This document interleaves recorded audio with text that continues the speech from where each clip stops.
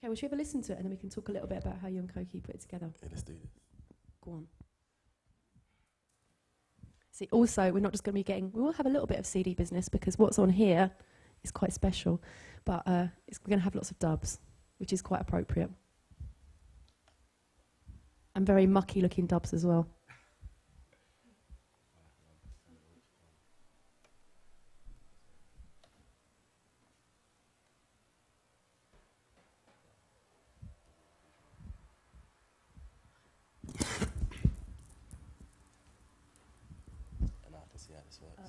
Someone turn it up for us.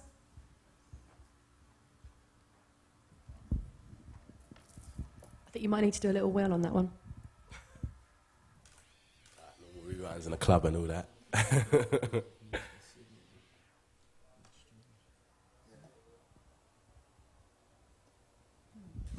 Well, while you sort that one out, maybe before we hear the record, can you tell us a little bit about it? So what happened? Where did you record it? And what were you doing? What happened? Well, it was at my house because everything's at home. I use software. I'm like a software guy. Koki just came round and it was like we was building every 3 weeks, sort of month sort of thing. And we came up with so many things, like normal bass lines, string riffs. We just thought, it's just not doing it. It doesn't sound fresh enough. So the actual noise in that is just a normal sine wave, just with pitch bend, and so it just sounded right. I can't remember how we got to that stage, but that just sounded right. So you're just playing around with sounds. That one came up, and you're like, "That's it." So you built around the sound. Yeah. Are we ready? Can we play now? Let's give it a try.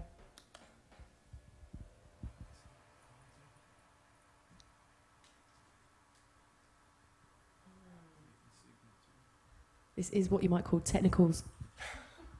I suppose I'm used to this now, isn't it? Yes. Well, tell you what, it's a good job you got everything on record then.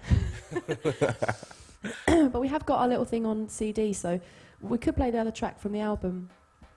That's kind of like a bit of a departure for you. Cool. You what?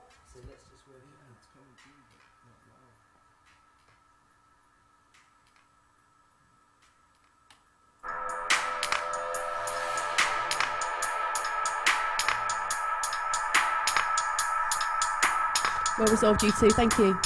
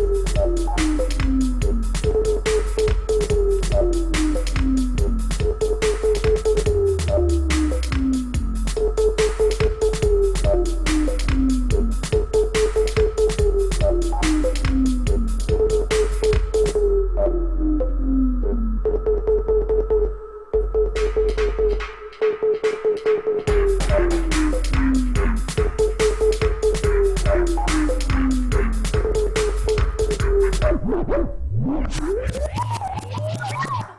up, wheel up.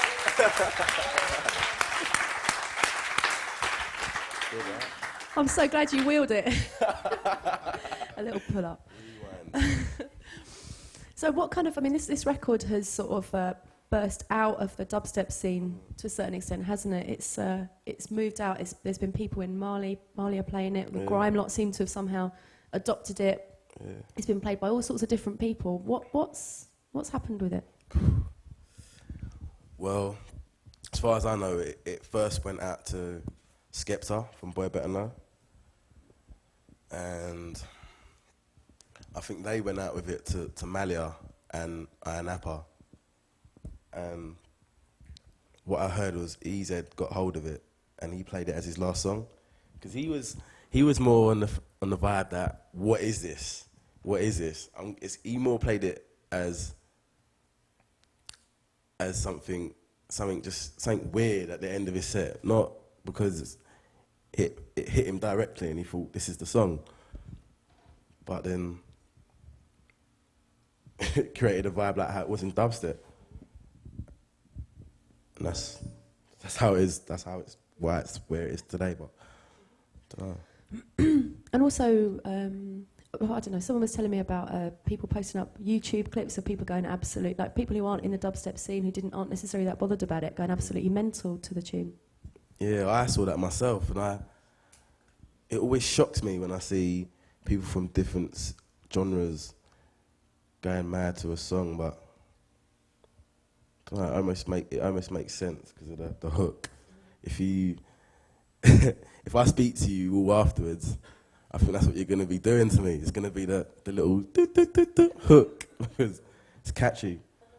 And there was a funny story, wasn't there, about Scream ring you up because he'd seen a whole busload of people in Israel at him. It's universal language, that little noise. So I don't know. Yes, you're allowing us to all speak in tongues. All speaking in night tongues. Go on. I think we should probably just, before we listen to some more of your stuff, talk a little bit about how important your dubs are to you. I mean, I've seen in your record bag and you've got a lot of dubs and they're all looking quite battered. How important is dubplate culture to dubstep? Well, it's another thing where it's more to do with the sound. I think on top of it being something that people can see you take out your bag and put on the deck, it's more where you cut something to vinyl, it obviously gets a slight master. The needle doesn't pick up certain frequencies from a dub. And the fact that you can just wheel it up, it's another thing. So yeah, dub plates are really important in dubstep. And so is the kind of the cutting house, is that still a meeting point for you, or is it somewhere where you all kind of bump into each other outside of being in the club? Yeah, it's another thing where I might go cutting on a Thursday and so we'll Scream. We can't hide tracks from each other, so whereas we want to try to keep something exclusive, people know what time I'll be going in there. Not come in here and be like, I want that one. So if you're... So if you really want to keep a track on the super download, the trick is to go and get it cut on a Monday morning. Don't even go, just send it over the internet. Yeah. So that's the trick. And you're sort of referring there to the way that exclusivity has. You're talking about the way that exclusivity also has a really important role in dubstep. The fact that only you or maybe one or two other people might have a tune, and that you might not let anyone know what it is for quite a long time. What does that bring to what you do as a DJ and what you do as a producer? It keeps the vibe almost. The word I'm looking for, I can't bring it to mind, but it's more. When things are so accessible, people might not come out to the raves. They might. Whereas I don't have a radio show, it brings it all to the point where people want to know what I'm making and what I'm creating, but the only way they can hear that is if they come out to the raves. That's where the exclusiveness keeps it. Can't think of the word, but...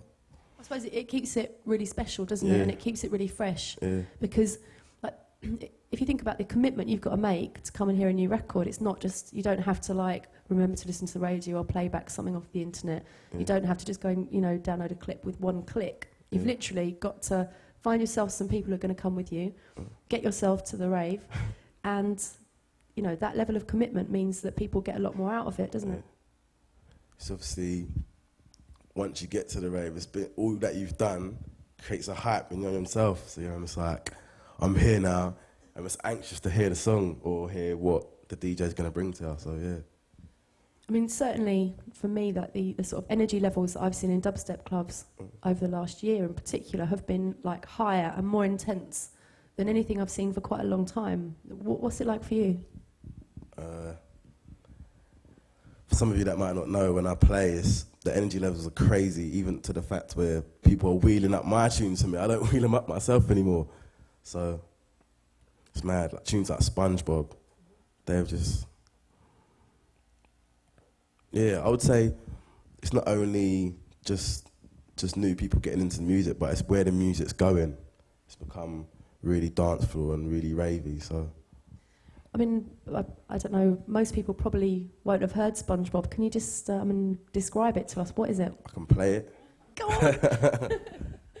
We can, a little burst of SpongeBob, I think, would be like the best way to illustrate what we're talking about.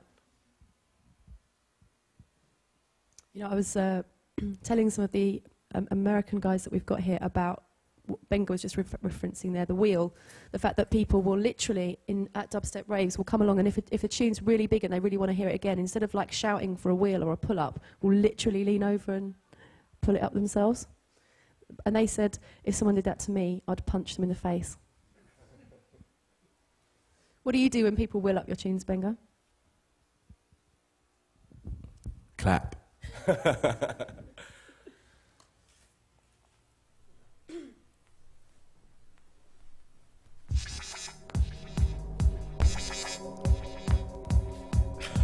Jumping needle or a battered vinyl.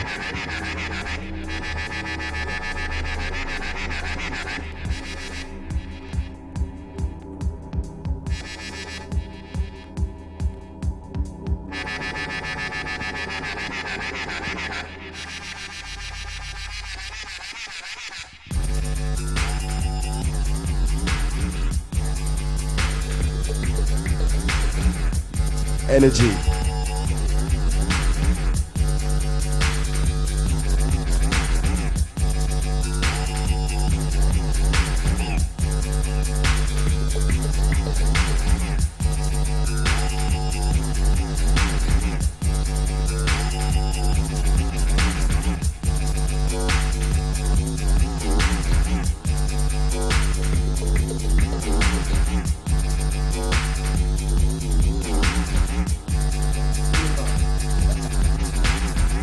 I got requests for rewinds, so I'm pulling it up.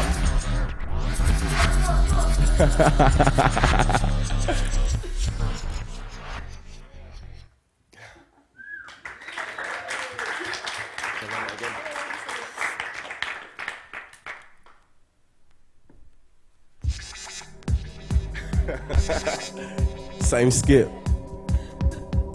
I can't hide the fact. Yeah. Mine was battered.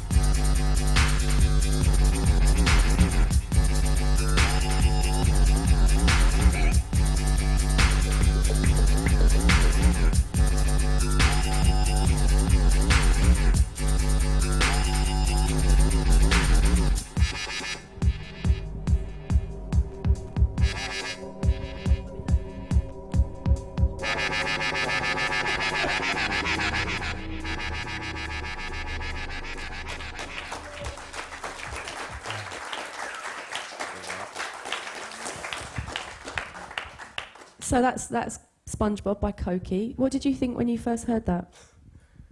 Well done. Yeah, I thought... couldn't even tell you what I thought. I thought it's really uncontrolled bass line.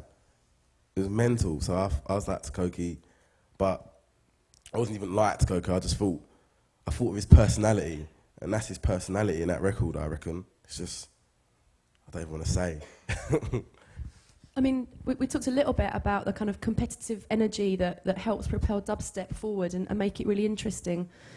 You know, do you think, because there are some other records which they're not the same, but they've kind of got that mad, Koki energy in them. Do you think, are some producers sort of engaged in a bit of a, you know, what you might call a weird off, you know, trying to out-weird each other at the moment? It's more, I think it's another thing where if another producer comes to a club and sees the reaction that SpongeBob got, it's almost you go home and you try and get that same energy. Yeah, because I suppose there was a long period where everyone was engaged in a bit of a wobble off, weren't they? And now they're in a weird off. And, you know, who knows what will come next? Maybe there'll be like a melody off. I don't know. Do you know what, saying that, I think I was in New Zealand and I heard one of the radio jingles and what they called me was funny. They said, Benga, wobble warrior. So I'm like, right, is that what I've come to? But interestingly, they might have called you a wobble warrior, but your album, which is now coming out at the beginning of next year, is called Diary of an Afro Warrior, isn't it? Which will make sense looking at my appearance. I think it's more about my appearance than my actual music. But now, we're kind of very lucky because Benga's going to play us a couple of things off the new album.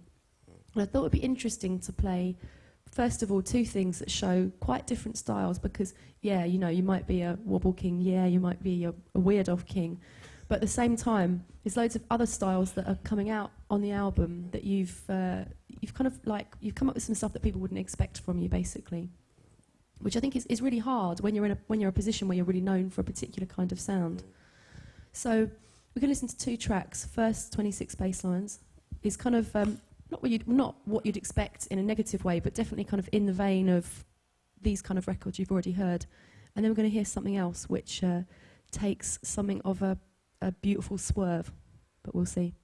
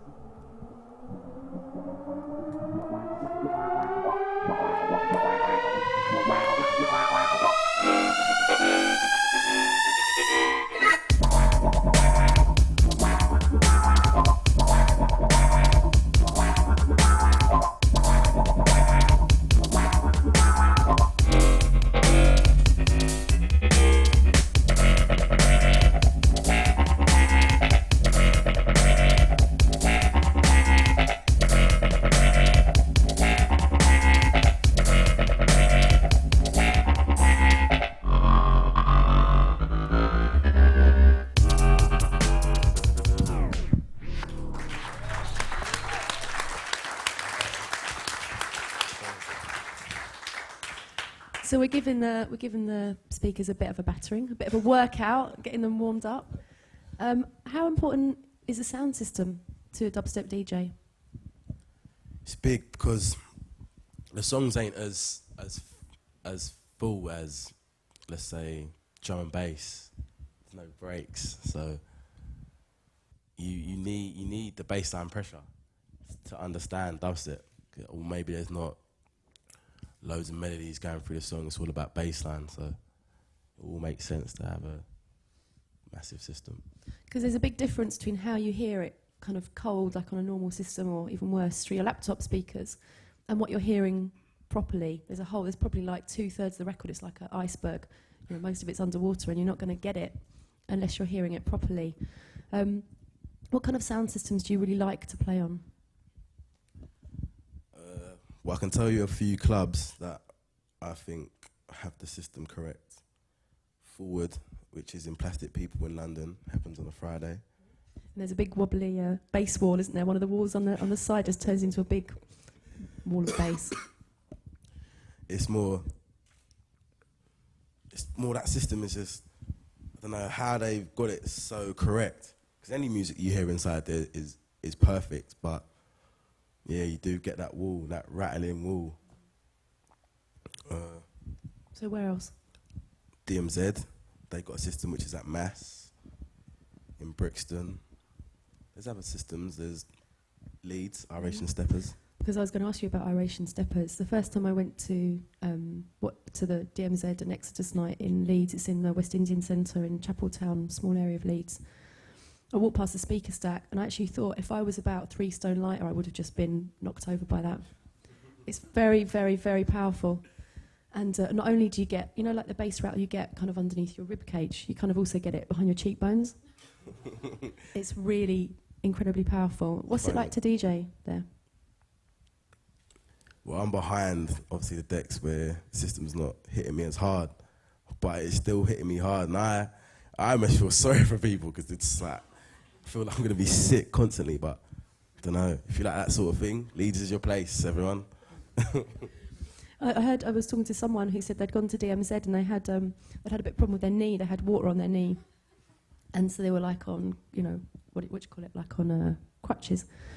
But they really wanted to go, so they went and had to leave after 10 minutes because it was wobbling all the water in their knee. I can see that as well. Yeah, absolutely. Because, you know, you look at like pint glasses and they're all, you can see all the waves, and, you know, the same in wherever there's water, it's moving, isn't it? Vibrations and nuts. It's like, even on your feet, I think the bass line helps you to get dancing because you're not still, you're always shaking from the bass, so, I don't know. Starts off like it definitely does seem to kind of get people in the zone. I think we should at some point get some kind of like a psychological acoustic person down to DMZ and get them to work out what it's doing to people, because it really does seem to have quite a strong effect on people. Definitely. Even myself, I find myself, even a really slow half step really can tell it's 70 BPM sort of things. The bass line just gets me moving because the frequencies, obviously, and the way it's rattling your body. Well, obviously, people are kind of getting into that zone all over the world. You know, the internet has spread it far and wide, and people are kind of, previously, when scenes have exploded internationally, there've kind of been a bit of a time lag. You know, there's like something happening in New York or London or Berlin or wherever, and it spreads quite slowly. But this has really happened pretty much at the same time as it's happening in London, hasn't it? When you've been travelling around and about, are you finding that people are having the same kind of responses to records as they are in London?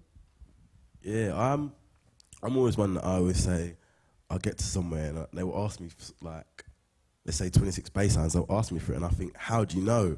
But then it all comes down to the internet. The internet it's spread things at 4 times the speed. Just makes everything so accessible. But Absolutely. Well, how about we listen to something else off the album that shows kind of one of the slightly different styles that you're I don't know, expressing? Can we do that? yeah, of course. Okay.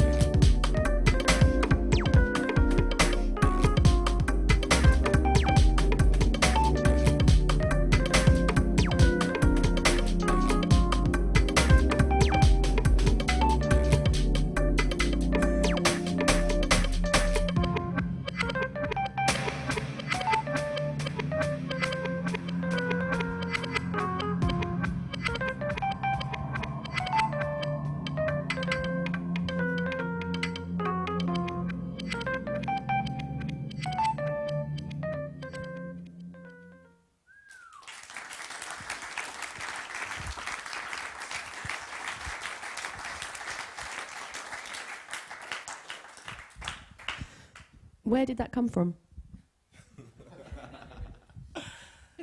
Croydon. Well, that sounds In your like mind, a where bit of did a it come weirdo, from? or a bit of a weasel, if I was to say from the heart. Nah.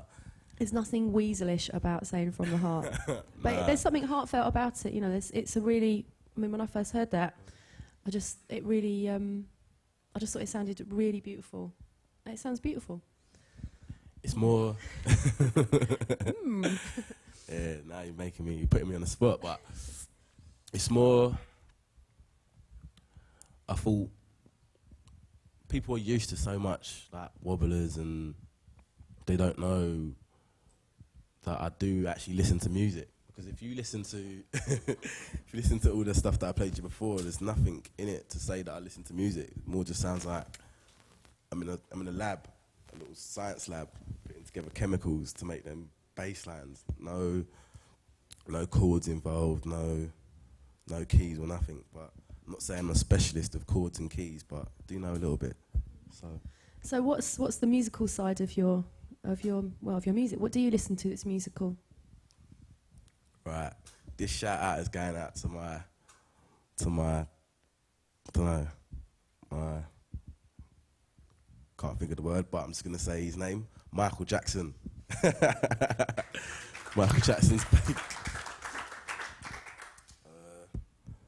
loads of different types of music, but as I said to people before, I couldn't really put like a pinpoint or tell you names of people more of the time, because I just turn on TV or the radio and I just listen to music, listen to what they got. I think we've got to talk a minute about Michael Jackson. we have, you know. So which bits of the music are the ones you're talking about there? When you say, you know, this is Michael Jackson, what are the songs that are coming into your mind? Loads. I haven't watched the film. I watched Moonwalker the other day. It's just about, I'm going to sing it to you because I don't know the name. It's, don't just leave me alone. Does anyone know that song? Well, just everything that he writes, even sometimes I don't even know what he's saying because he makes up words and stuff, but the music is just bad. Like Quincy Jones, he's another producer that's just wicked. It's inspiring to hear what they done with what they had back then, and even before that. But boy, is there anyone else, you know, like Michael Jackson that you love? Yeah, there's Stevie Wonder. He's big. Loads of names, but couldn't put them down to me when I'm sitting on the spot. I feel blank. Maybe what we should do then is perhaps we can listen to something else from the album that's sort of tapping into your more musical side. Okay. Can we have the last track that's on the album? It's the second track on this. Oh, okay. Technical. You might need to do it. It's we need to go back that way, don't we? Yeah.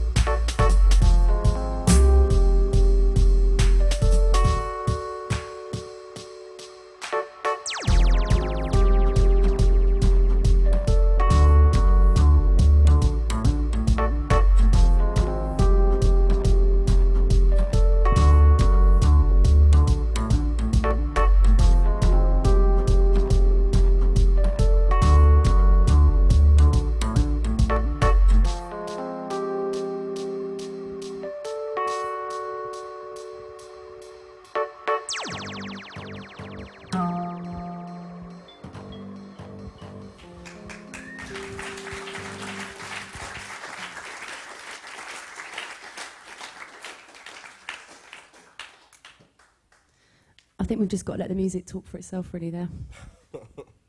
Please don't ask me any questions No, about where that came from. Of course I won't, of course I won't. Because really, I mean, it's quite obvious, you know, the music just does all the talking there, really, doesn't it? But have you played that out? Yeah, it's normally my intro sort of thing, but I think it has the bit in the middle where it goes into that little bass line part just for like DJs and because it went on the album vinyl. Mm-hmm. So I want to talk a bit about how you started making music. So probably we should rewind a little bit. There's another thing that I did want to get you to play from the album, but we can probably do that in a bit. How did you first start? I was a DJ before I started producing, and I went to see another DJ from Dubstep called Hatcher, and he had so many songs I couldn't go in the shop and say, can I have this and that, because they weren't out. And it just made me want to make my own music and have songs that other people couldn't have as well. Or couldn't have. or couldn't have, sorry. So then I got home and I begged my mum for something so I could start making music with. And there was just like the solution of music on the PlayStation. So that's Music 2000. Music 2000. I think I had one before that, but that was the one where I started putting things onto mini disc and taking it down to the shop. I think people used to think it was like a joke or not a real thing that people making your kind of music actually did use the PlayStation to make their tunes. Yeah. But you really did, didn't you? Yeah. It wasn't only me that had. Well, I never released a song out of my PlayStation, but So Solid, I think people know who they are. No? So Solid crew. Yeah. Mm-hmm. They released a few songs from their PlayStation. I think I'm not sure about 21 Seconds, but Dilemma, which was a So Solid record. Romeo done a song called Oh No, which came out on labels Rapping My Brain, but there were so many other things around at that time, like even Pulse X, which was a big grime record that came off PlayStation. But like, what can you do with those things? Do you have to sort of push yourself to do anything good if you're making stuff on the PlayStation, or does it kind of make it easy just because it's what you've got and you can do what you want with it? Well, to come up with anything that could even be released was really hard. Obviously, the sound, and you have like 8 seconds sampling time, things like that, where you had to put a CD into your PlayStation and hit record for 8 seconds. But other than that, sounds are like claps and really basic things. So to come up with anything good, loads of layering and stuff like that. I guess like using really shitty stuff like that makes you be good. It's like learning how to DJ on really terrible equipment. It kind of, I suppose, it elevates your skills quite quickly. Yeah, you almost learn little things like layering, how to make things sound a lot better when you get onto like bigger programs. So obviously you don't take a lot from like, using the Music 2000, but yeah, it does help. I mean, one thing that maybe might not be clear to people is quite how much experience you've got under your belt at only 21. How old were you when you first started making dubstep or first started making music? I was sort of 12 coming on 13, so... And how old were you when you first went to Forward to hear Hatcher play your first record? I would have been about 14 because my first record came out when I was 15, so yeah. And back then, songs circulated on Dubplate for about a year. So yeah, I was about 14. Okay, so like you're 14, you get your music played out, you're sort of almost being chaperoned up to Forward so you can hear your record, and then you got to go home again. You know, what were you doing? You know, were you going to school and then going over to the record shop after school? What were you doing?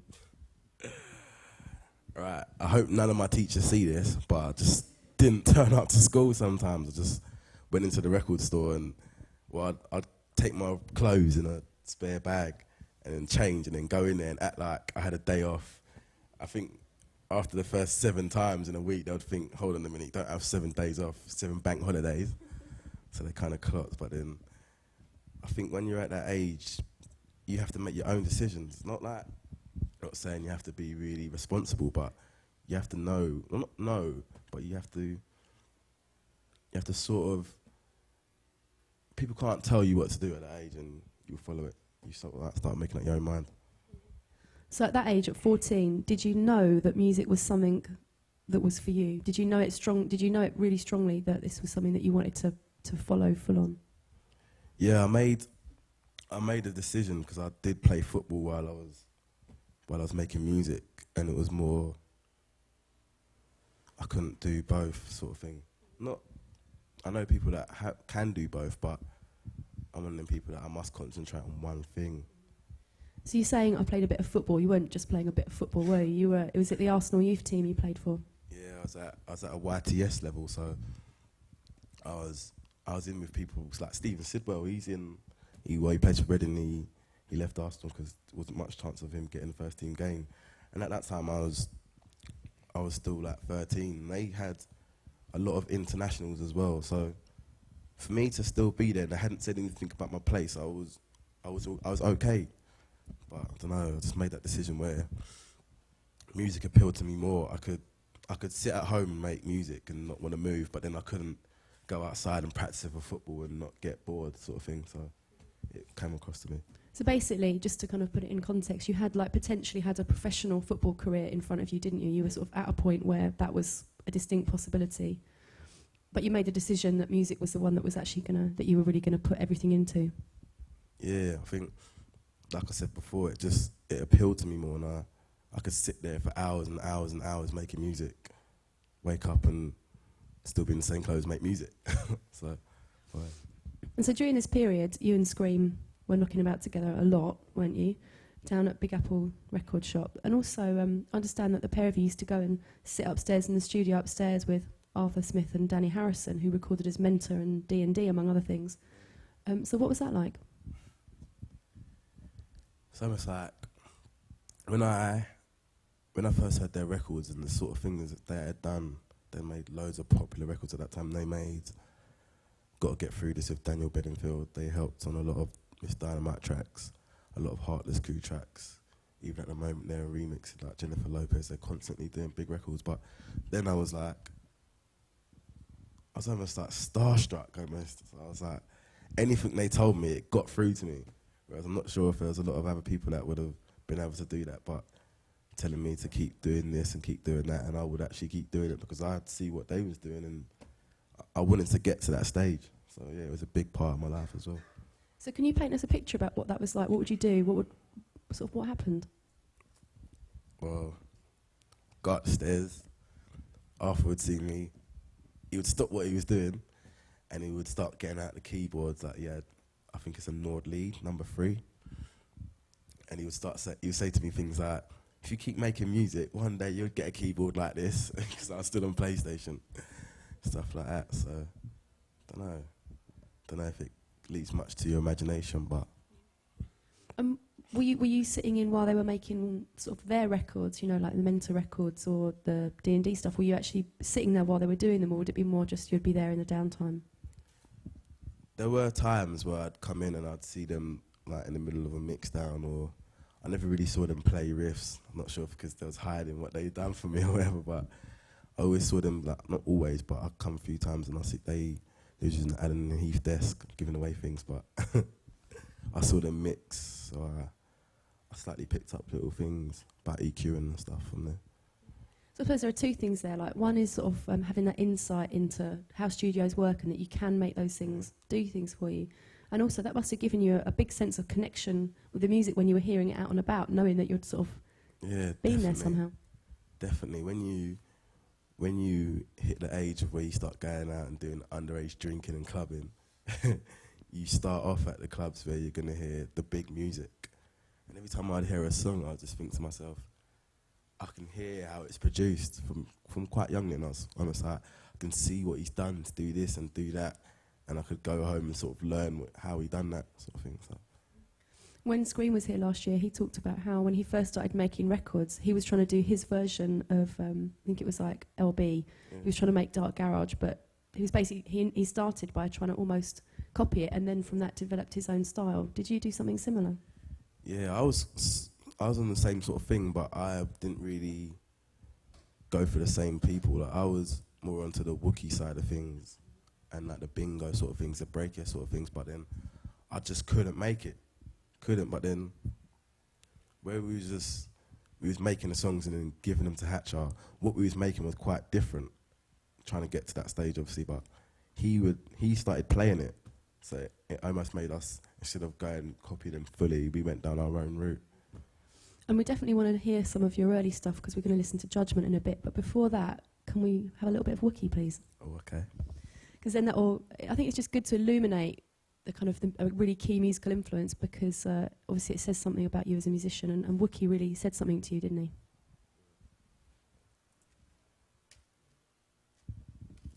It was like, you'll probably hear some of the sounds that he was using then in my music now. I'm going to play one side of the record that you'll think, rah. So, 2 seconds.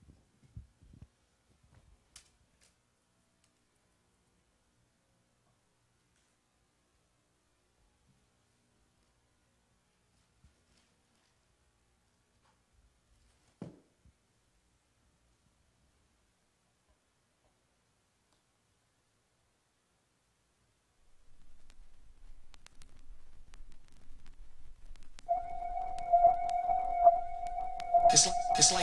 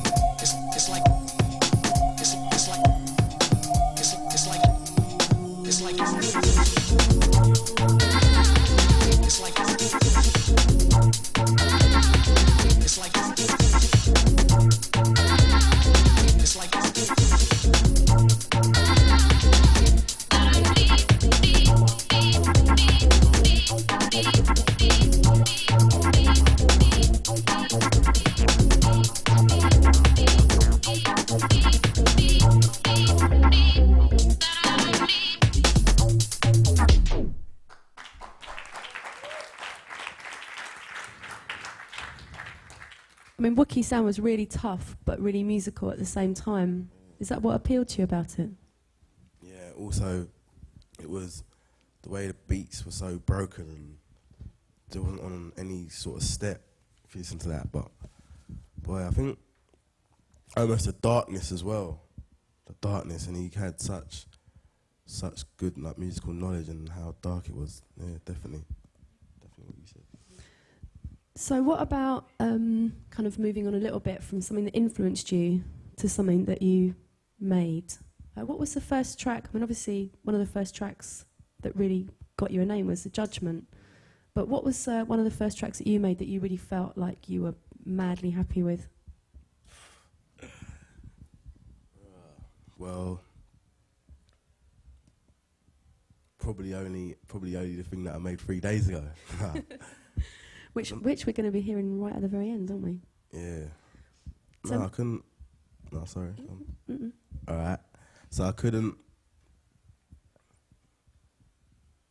I can't really ever say that I'm madly happy with a song, but there are things that I think, yeah, I've done well, pat myself on the back, almost sort of things. But it's not really after you never really sit there and straight after you finish a song you think, yeah, that's the one. It's more when you hear it out or you hear it somewhere else and it sits right and it's all in place. Then you think, yeah, I've done a good job. So can we have Judgment?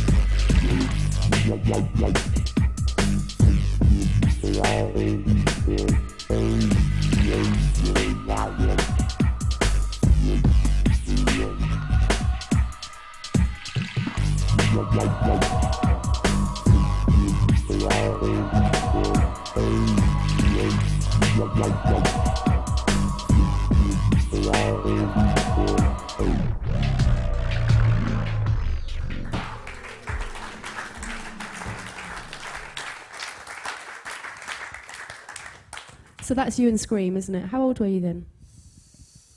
When we first made it, we was both 15. Like, I don't know what, I hate talking about my age. Because I always lie, everyone. I'm 25, really. Everyone's 25. But nah. What were you two like in the studio together when you were 15?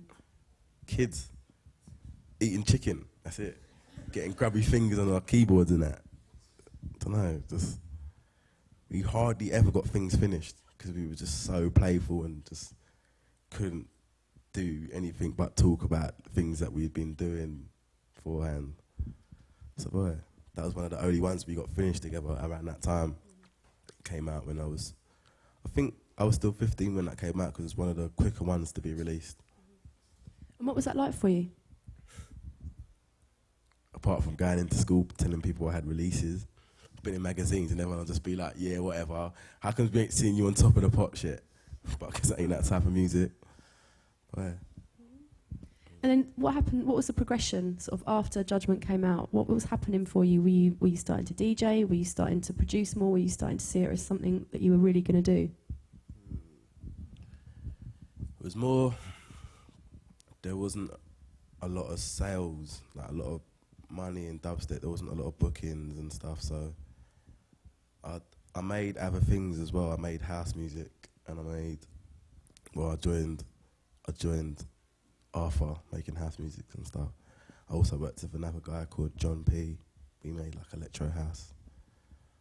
But it wasn't, I never stopped making dubstep, don't get me wrong, but I made other music and I learned a lot more about music and different tempos and drum patterns and stuff. So what was the house stuff you were making? Can we keep it a secret? Do you mind if I keep it a secret? You can keep it a secret because it's not going to be very secret if you talk about it here. Yeah, so, yeah, let's just, can we move on? So, well, it's quite interesting really then, isn't it? Because obviously you don't have to talk about the secrets, but you have got some musical secrets, haven't you? Yeah. So we're not going to talk about them because it's good to have secrets. But what do you like about having musical secrets? Secret musical personas, maybe. Yeah, I do have aliases, but it's not that I'm not happy with the music, but I just rather just keep it down low. I did learn a lot from making that type of music. I learned a lot about edits, production. Because obviously when I was making dubstep then, as you can hear, the beat's quite thin. So I learned, obviously I did know a bit about layering, but how to layer and not fill up space and kill it, stuff like that. So yeah, it's good making that music. I suppose it would be a kind of interesting point now just to talk about your DJ style, because obviously you've been booked a lot, and as a DJ, as a DJ to watch, you're really interesting because you're really live when you play, aren't you? You kind of you're not like some guy standing still, you know, playing the records. It's like you're kind of almost physically connected to them. Yeah. You move around quite a lot. How would you describe your DJ style? Bit erratic, really. I'm going to show you a few of my cases and what they're like, just because of how quickly I try and mix and get my records back in sleeves. But maybe I might be in luck because some of the record cases ain't so bad because they're quite new. But I say this is new. This is like a couple weeks old. That's what it looks like. I think the bit you need to see is this bit. Exposing me. You're on this exposing me thing, ain't you? No, I told you, I'm not. This is not about exposing you. We just want to get into your mind a little bit. The bits you want to share with us, we're very happy to be party to. I'm going to hold this up.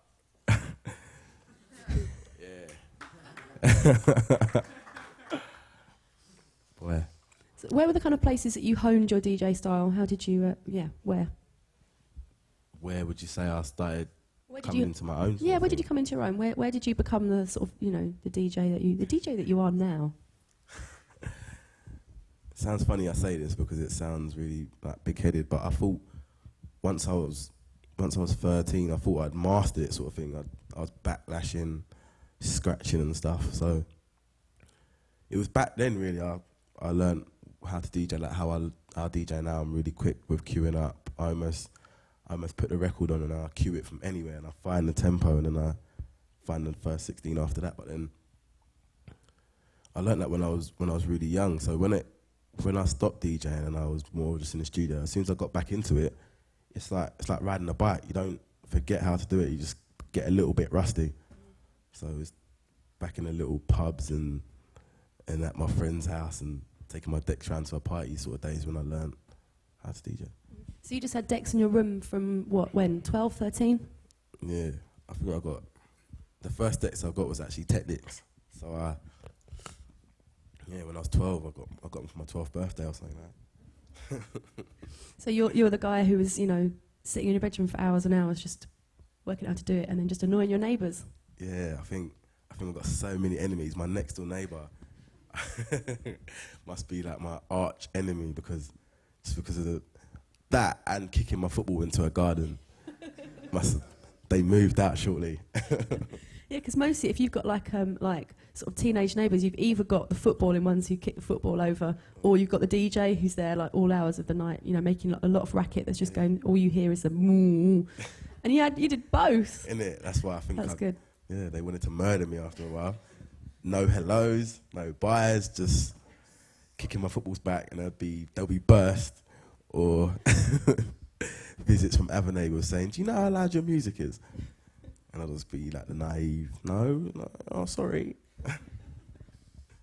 And which other DJs do you like watching? Well, I've watched Scream for a while. I'm kind of bored of him. Nah, joke. That doesn't go anywhere but here. But there's Hatcher. He's on the same sort of quick tip. There's N-Type. These are all dubstep DJs, by the way. There's Mala, there's Loafer.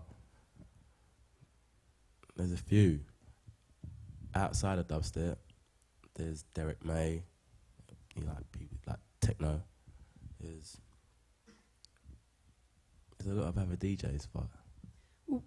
What do you really like to see in a DJ? Do you like to see? Is it speed? Is it selection? What do you like?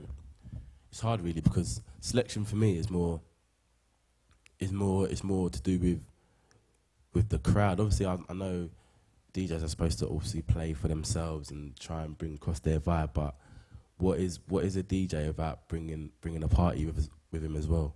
Because I see certain other DJs. It doesn't matter what music you play, but I reckon as a DJ you can always bring energy, and I've seen other DJs that just they're not making people move, and that's what I think people come to a rave for. They come to dance and have a good time. So I say people like N-Type and Hatcher because the energy that they bring, because the way they put records in really quickly and the rewinds and stuff. Didn't N-Type, he got something like 40 tracks onto his last Dubstep All-Stars single CD, didn't he? Yeah, it's like, that is, if you calculate it, it's not even 2 minutes a track, is it? It's like, there was a lot of, 58 seconds. Yeah. So that's the sort of thing I like to see. Don't know about everyone else, but that's the one. Do you think it's possible to be a dubstep DJ in the sort of like bigger sense of the words if you're not a producer as well? Well, N-Type and Hatcher are the proof of it, but it is really hard. I think you have to make your own music just because of the fact a lot of the producers now try and hold their music back, and that's what people want to hear. They want to hear fresh music. They don't want to hear everything that they could buy from the shop more times. So. Well, this might be a nice moment to listen to a couple of the tracks that have been, doing that over the last, year, 18 months or so.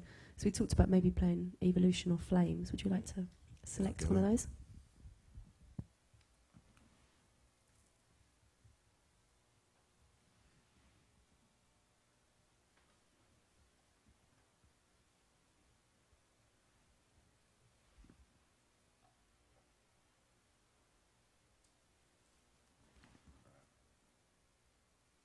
Before I even play this, this was before this came about. There was no dubstep with this sort of vibe where it was more all the percussion was all 70 and there was no garage vibe from it. There was no 140 vibe from it. But then when this came about, I think it created the sense that it doesn't all have to be straight kick on the first, snare on the third, kick on the first, snare on the third, and so it's like. So before you press play, what's the this that we're talking about? Almost like the soca vibe. No. Drums. You know, definitely. But what's the this when you're talking about before this came out? Okay. What do you want me to reference with a song? No. What's it called? Oh, sorry, my bad. Flames. It's Flames off the Big Apple EP. But before you press play, you just talked about soca. We just mentioned the word soca. Can you expand on that at all? It's just more the drum pattern, like the energy and the way it flows. I couldn't explain to you why that comes to mind, but okay. Well, let's let the music do the talking again. Play. Press play.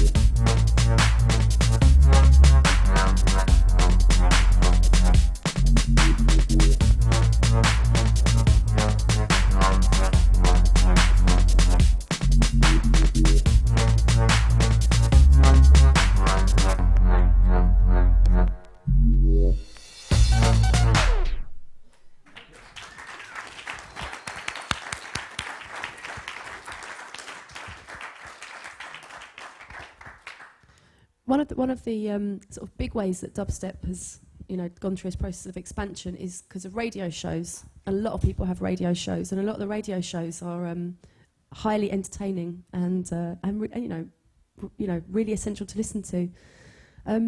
Why don't you have a radio show? Brings me back because I like the fact that people have to come to the raves to hear my music. So I like the way it keeps it exclusive, but I think that is the only reason. That is the only reason I don't have a radio show. Which of the radio shows do you listen to or do you like? Well, sometimes I listen to N-Type show just because he's just crazy. Scream, he's another one. He makes so much fresh music. He's still on that vibe where he makes like 10 songs a week sort of thing, so I have to listen to him to know what he's doing. I think those are the only really 2 radio shows I listen to, except from Hatcher. He's on Kiss, so you pick that up wherever you are. You were involved in a kind of a sort of epic 4-hour version of Scream's show on his Stellar Sessions, which is on Rinse between 9 and 11 on a Wednesday. Can you tell us something about that? I think it was, I can't remember if it was someone's leaving party, I think. But the whole idea was to get me and a few of Scream's other friends. That we had Chef Pokes, he's from DMZ. We had LD, he works at Transition, he cuts Dubplates. We also had Genius, he makes house. Had a few others down, but the whole purpose of that was so we'd all bring our new stuff and play 3 songs each. Kind of got a bit over the top because we had beer and dub plates about spilt beer on dub plates and a lot of nightmares after that. But there's not more I can add to that really, because it was we got down there, turned into a bit of a massacre. We played a lot of new music.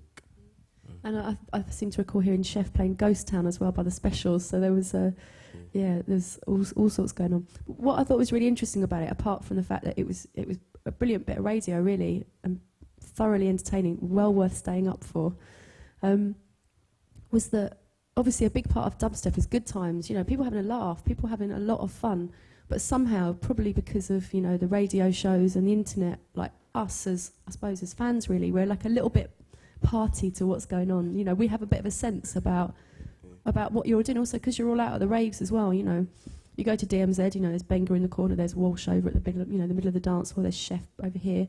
All the people whose records you're buying and whose radio shows you're listening to are out there, and you're all approachable people.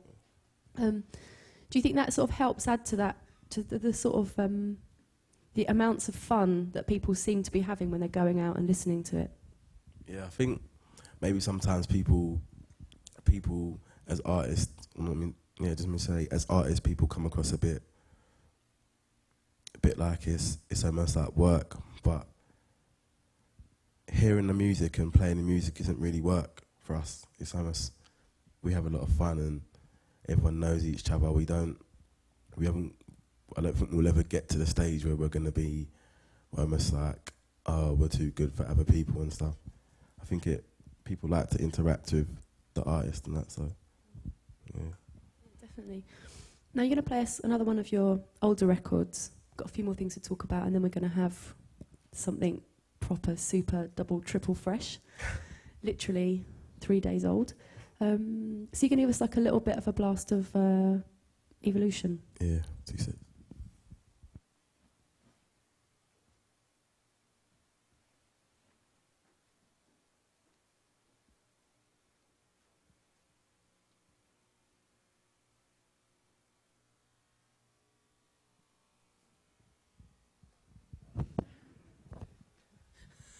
Is that the special book version?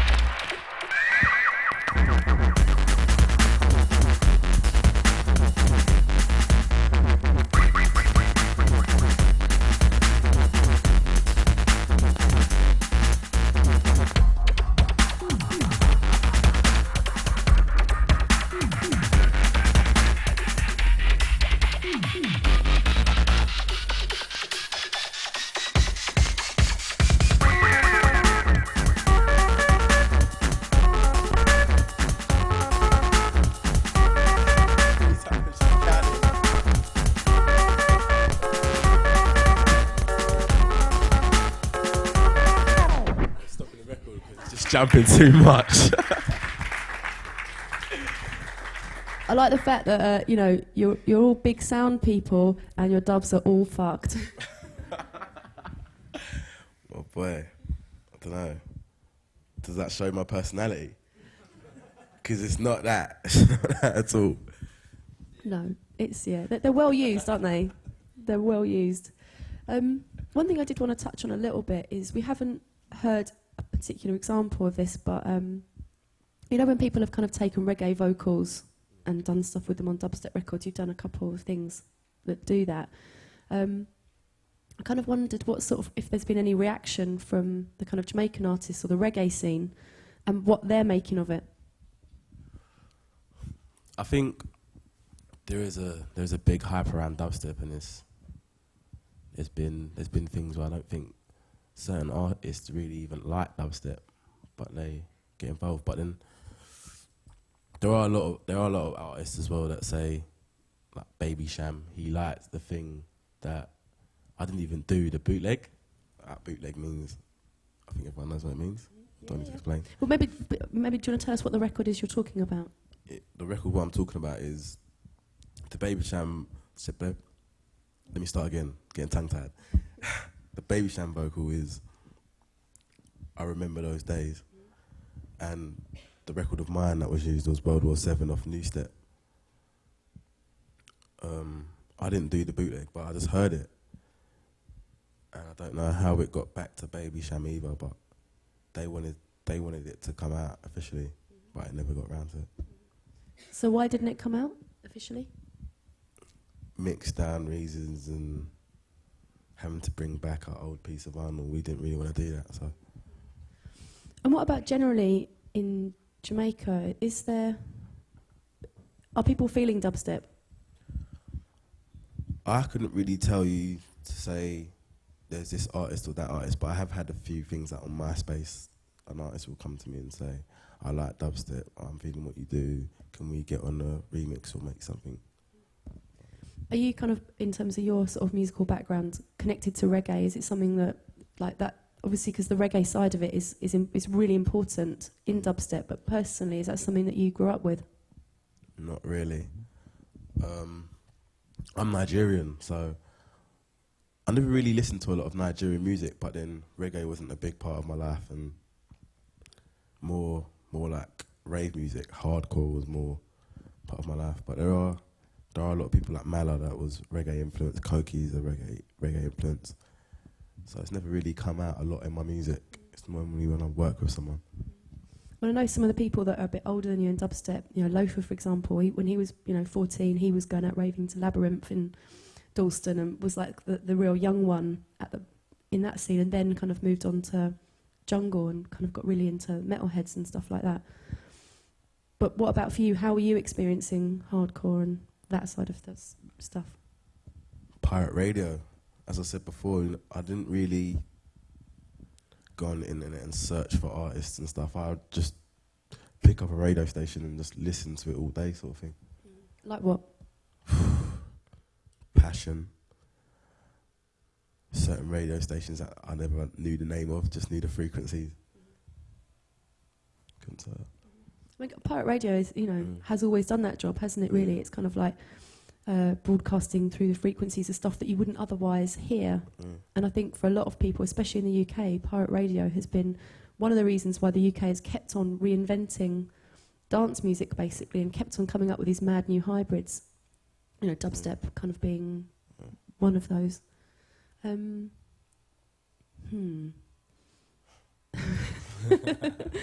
just reached a conversational full stop then, sorry. Oh, cool.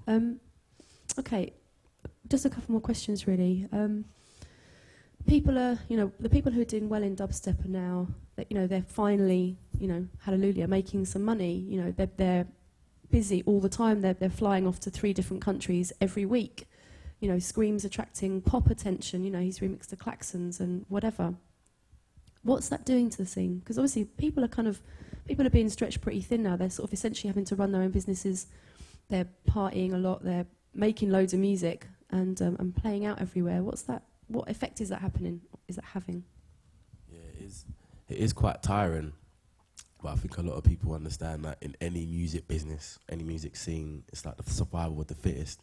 Can't complain that you're being flown about, should I say. You just got to get on with it, and it's always nice. It's not like you get flown away and get to the airport and you don't know what you're doing, or it's always set out for you. So it's like you don't rest and stuff, but it is tiring and it is a lot of hard work. But then I couldn't speak for other people like Mala, who owns his own label.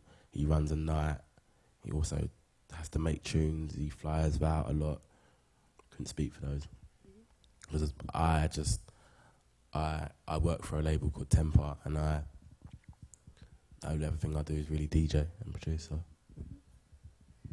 And then just sort of mentioning how some other people are doing remixes for the sort of, the pop world or the outside world, I suppose. Which other artists would you like to work with, or are you likely to be working with?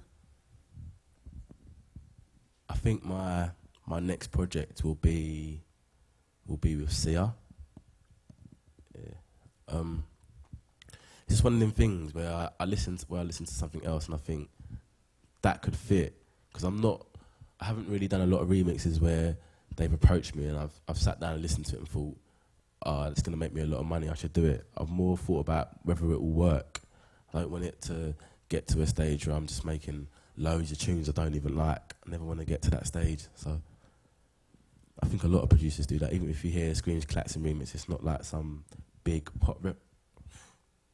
It's not like some big pop Spit it out. It's all right. It's not like some big pop record, so all the music that we do, like the remixes, keep the same vibe. Dubstep vibe. No, definitely. It does seem like people are still, and will probably carry on just doing stuff because they actually really want to. And that's one of the reasons why the music's so interesting. So before we wrap up, are you going to bless us with something special? Yeah, let's do it. Go on. What is it first? What is it?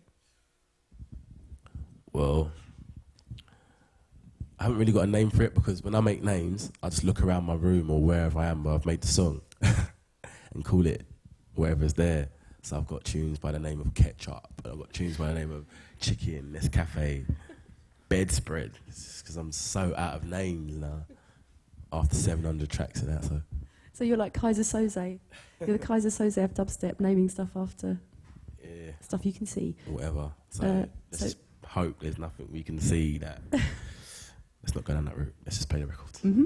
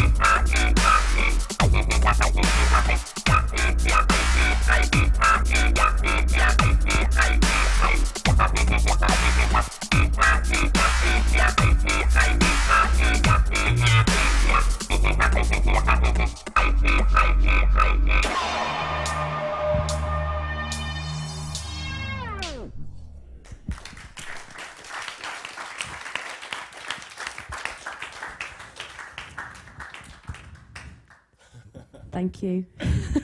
I think what we need to do now is open it up to everyone else, because I'm sure there'll be someone with some questions. Have we got a microphone?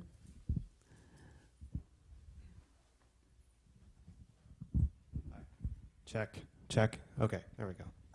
You said, and Emma brought this up before, that you didn't really grow up with reggae or with Caribbean music, but there is a really strong soca feel in a lot of the tracks you've played. Are you going back and checking out that stuff now, or are you just getting that influence all from it being filtered through dubstep? To be fair, I say soca because it wasn't something that I listened to a lot or massive influence, but it just came about. That's how I brought my energy to my songs. Or that's the sort of riff that appealed to me. I never really heard it and thought that's what I'm going to bring to my music. No. Actually, I've got a little extra question there. Was there any Nigerian music that you grew up with, sort of in your family or like just around you generally? No, I think my mum wasn't really like a musical person, neither was my dad, so I never really got any influence from what they played. I just went to school and picked up whatever I listened to. Like, I listened to Unlimited even, like pop music. I was Britney Spears when I was young. So. Oh, thank you. So who's got a question over there? Do you have any of those PlayStation tunes with you? I would love to say yes, but because I was recording them onto mini disc, you can see how battered my records get. Mini disc just got destroyed. So no, sorry. But did you bring any of your house records? My house records, they're secrets, so they're hidden in the basement. Reveal it.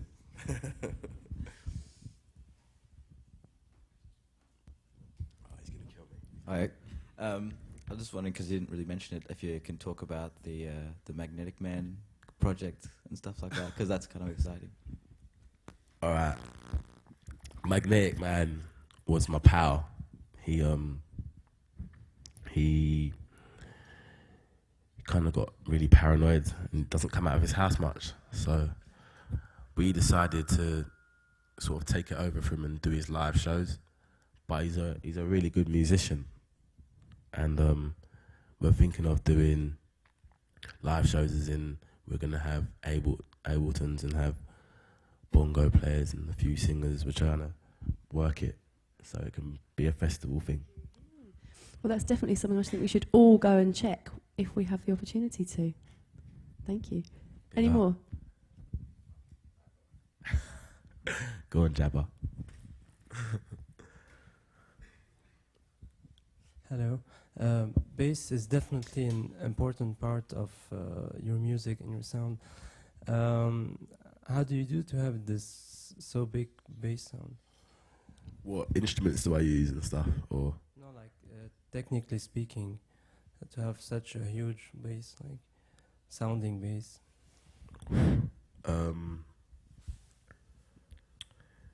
I think as it's gone along, it's got more and more apparent that bass is the main part of any music. I think maybe not in a few genres, but in most of the genres that I listen to, bass is a big thing. So it's always trying to get energy and like the bass line to cut through. Apart from what I'm using, I use like an albino, or I use a few other instruments. I use a small plugin called an Audio PHA, I think it is. A few other things. So, if people are wanting to make their bass lines bigger and badder, and rougher and tougher even, what would be your one bit of advice, without necessarily giving away any of your own little personal tricks? What would be your one bit of advice to people who want to make their bass lines big? make them loud. Keeping it simple. Yeah. Make it loud, everyone. Make it loud. Any more questions? Let's suppose you're playing out and you play some tune that clears the floor. What's the first tune that you play afterwards to get everybody back, and maybe you have it with you? Okay. I'll have a look through. Not sure if I make music that clears dance floors, but I tell you what, maybe someone else has cleared the dance floor. What's your one tune to bring them back? I don't know. I've got something by Koki, I think, maybe here that always gets crowds coming back. Don't know if it's definitely here though. Sorry, one sec.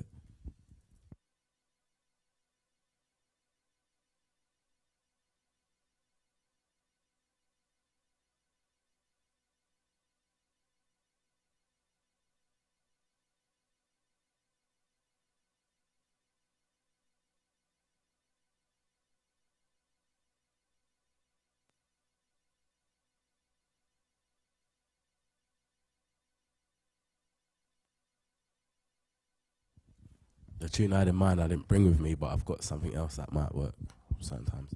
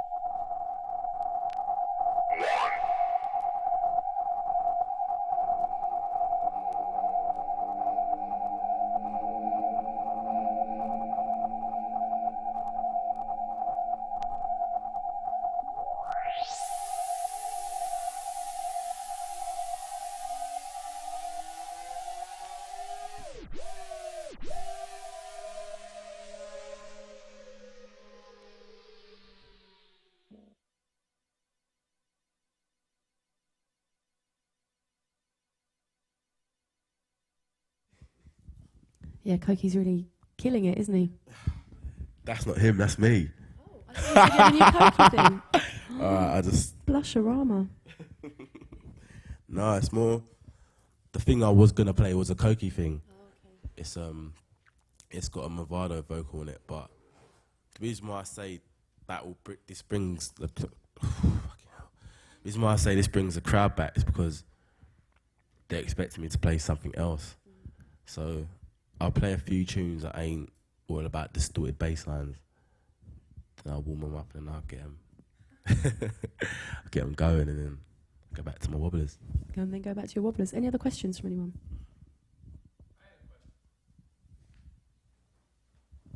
Because you're obviously at the top of your class in the dubstep genre, is there a threat to your credibility if you were to do a remix for a pop artist?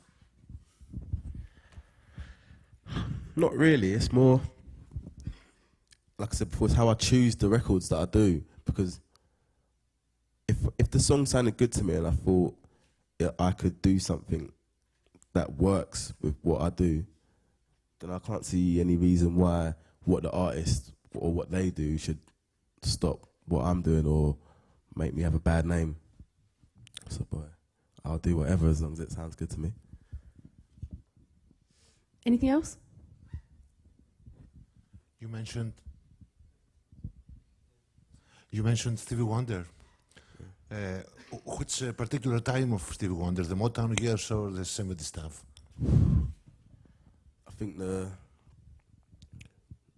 CD what I have at home, or one of the CDs what I have at home, is just greatest hits really. So I couldn't pick out times of songs when they came about.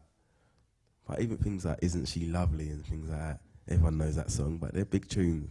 They're written well, they're catchy, so yeah, no time. Sorry. And have we got any more before we hit lunch? Anything else? What? Another new track? Another new track.